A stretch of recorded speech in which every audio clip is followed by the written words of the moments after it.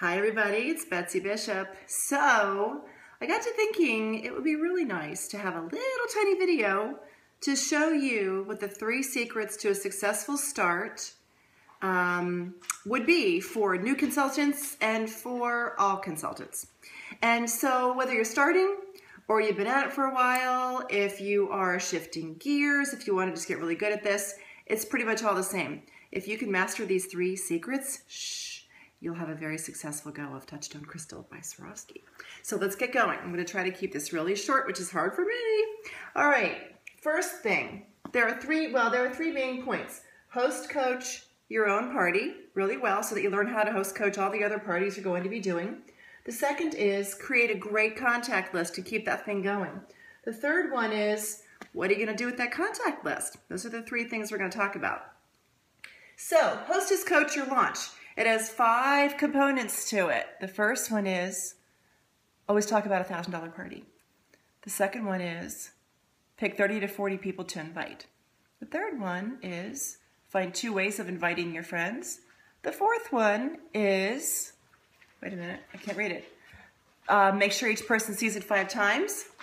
And the 5th one is check in with the yeses, the maybes, and 5 people you haven't heard from one day before the party. So we're going to go over that real quickly. So the first one is always talk to your hostess about a $1,000 party. Why? Because you want her to get as much in free as possible. $1,000 is where they max out the Host Rewards program. So that's what we want to tell her. This is where I can get you the most in free and half price possible. So we're shooting for a $1,000 party. That's our national average is $95 per guest. So it's probably 11 total orders. Let's shoot for 12 or 13. We can totally make this happen and we're going to show you how. But we're going for a $1,000 party. Second component, 30 to 40 people is what she's going to invite. Now if she invites 12 or 172, it's the same end result.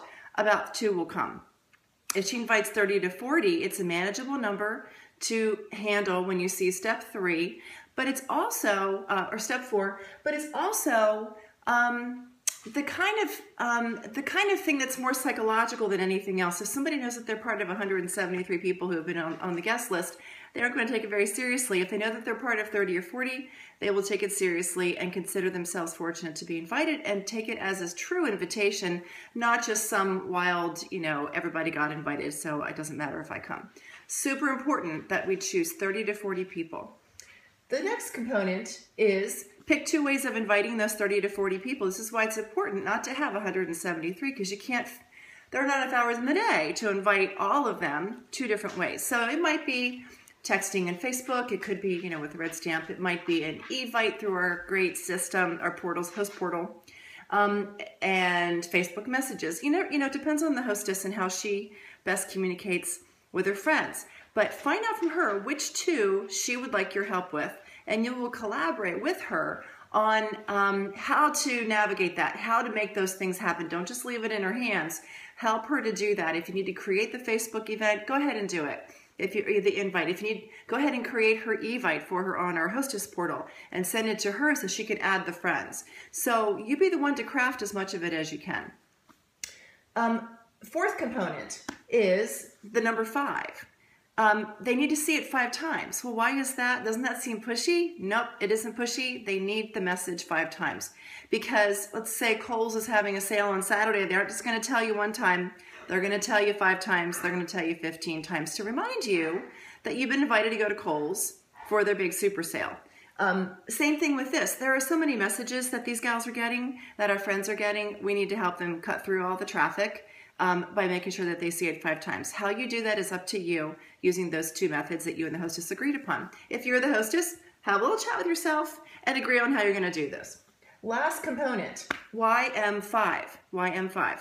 Y is for yeses, M is for maybes. So contact the yeses and the maybes individually the day before the party to say, hey, park in the court when you come. Hey, be sure to wear an open neck dress or shirt when you come so you can try on all the jewelry. Something along those lines. Because it reminds them that they're supposed to be coming to your party. And the 5, YM5, the 5 component is think of 5 people on that guest list that you didn't hear from yet. Maybe they never saw it. Maybe they meant to reply back and they just totally forgot. Maybe they thought they had basketball that night with their 6-year-old, and suddenly it got canceled, and now they could come, but you know, some people really feel funny coming at the last minute and RSVPing at the last minute. So those are your host coaching tips: 1,000, 30 to 40, the number 2, the number 5, and YM5, the day before the party. So that's it for that part.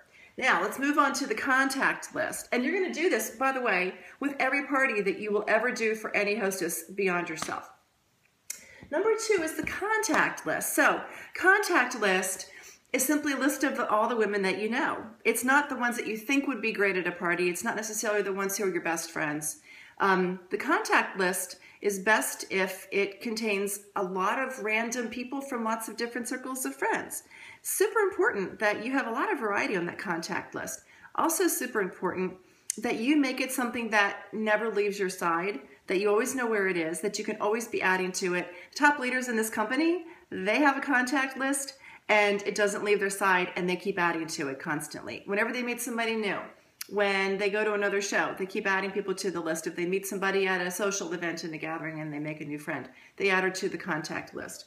So contact list is also important because you want to be able to classify people. If you're just getting started, or let's say you want to do a relaunch with the brand new catalog in January, and we are suggesting that every single consultant on the Star Thrower team do a Launch Plus 4. Launch party is your own party with the brand new catalog, and 4 more parties with 4 other hostesses so that they can get all the host rewards from the new spring catalog. And by the way, the jewelry's gorgeous. So you're going to want to make sure that you've got acquaintances on the list. You want to make sure that you've got good friends on the list. You want to have people in other towns, and you want to keep track of all this, because as you broaden the groups, the numbers of groups of people that you are adding to your contact list, you're increasing the likelihood of great success. Did you know that the best party that you can do is actually with an acquaintance? Well, why is that? It's because she knows people that you don't know. And that's super important. The number one question that I get from a new consultant or a struggling consultant, because there are some, is how do I not burn out my friends? Well, the answer is by doing parties with acquaintances, because they know people that you don't know, and they're doing the parties not to help you, but because they want jewelry. So that's a win-win right there. I love doing parties with acquaintances, people that I sort of know, would love to get to know better, think are really cool, and I know we'd have a great time. She's in it for the jewelry. She knows a bunch of people that I've never met before.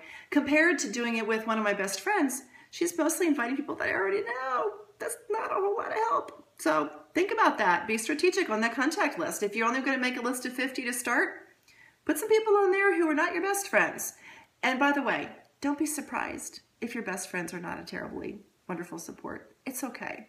It really is okay. That happened to me in the beginning. In fact, I came from another company where I had a lot of hostesses, and I sold home decor, and you know what? They didn't want anything to do with me when I switched over to jewelry. I had to start all over. It really is okay. And a lot of them have come along since then after the fact and said, you know what? Your jewelry is gorgeous. I think I want some of that too. But it took a little while.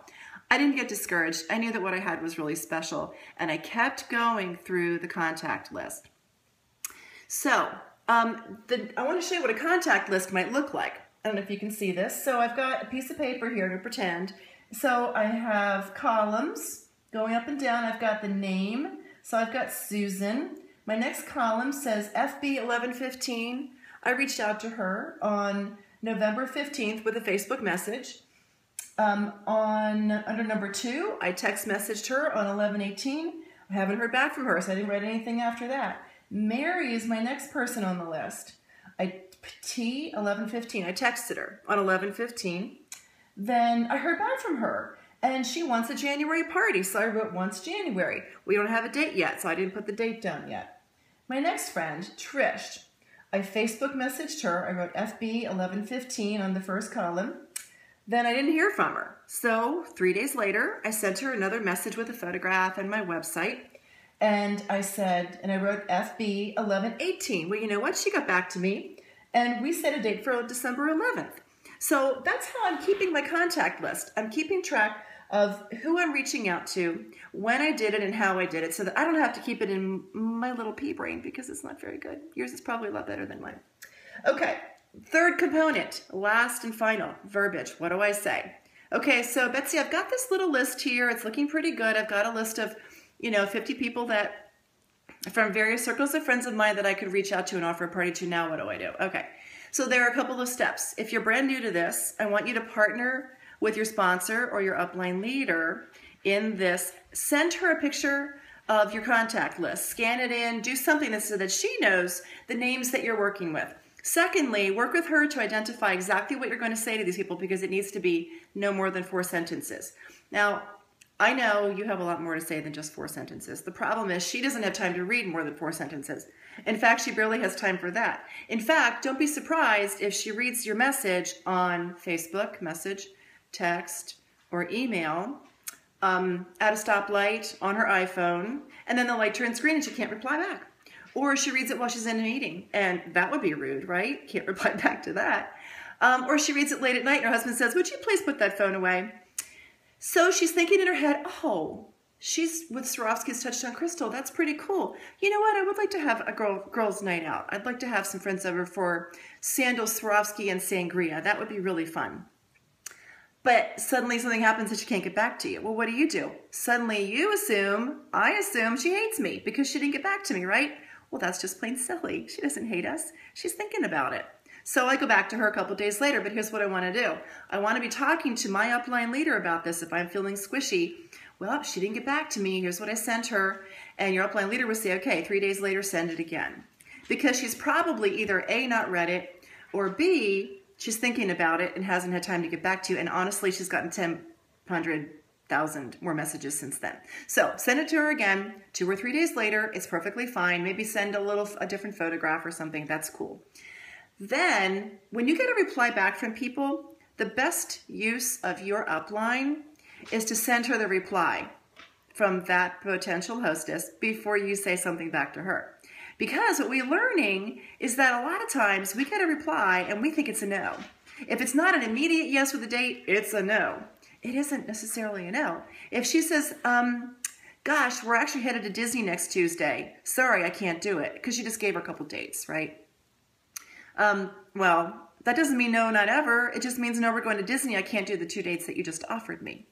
So there are things that your upline can help you craft really simply and casually that say something like, I hope you have a great time with Mickey. Let's connect as soon as you get back and we'll plan something for after that, or whatever the verbiage ends up being. Okay, so what are the 4 sentences like? Well, basically the structure is this. First sentence is a salutation and some kind of a greeting. Hi, Susan, it was great to see you at the first basketball practice. Maybe you have kids together on the basketball team. It's been a long time. Second is, I just started working with a new jewelry line from Touchstone Crystal by Swarovski, or Swarovski's new jewelry line called Touchstone Crystal. And then it might say, and it gives hosts lots of free, beautiful bling, and my new favorite theme is sandals, sangria, and Swarovski, or Christmas cupcakes and crystals, or something like that. Whatever your favorite theme is. I'm looking for 2 or 3 more friends to get their girlfriends together for an hour, or for 90 minutes or an hour, whatever you want to say, something along those lines. And I can make it fun, fast, and easy. Totally great. They're going to love this jewelry. Here are 2 dates that I've got are November 23rd, or whatever, not Thanksgiving Day, but something other than Thanksgiving Day, and December 2nd, or whatever. But you might actually reverse them. Put the closer in date last and the later date first. There's a weird psychological thing where people actually will pick the last date that you've offered them for some reason. So something to think about. And then just say interested, and put your website or that you can click, or put one of our beautiful photos, attach the thing. And that's your verbiage. It's got to be simple. It's got to be short. Don't wait to get on the telephone. Oh, she's giving the kids a bath. I'm supposed to call. No, don't. You know what? People don't pick up the phone. And I say that as a generalization, but to tell you the truth, that things have changed a lot in the 14 years since I started in the industry.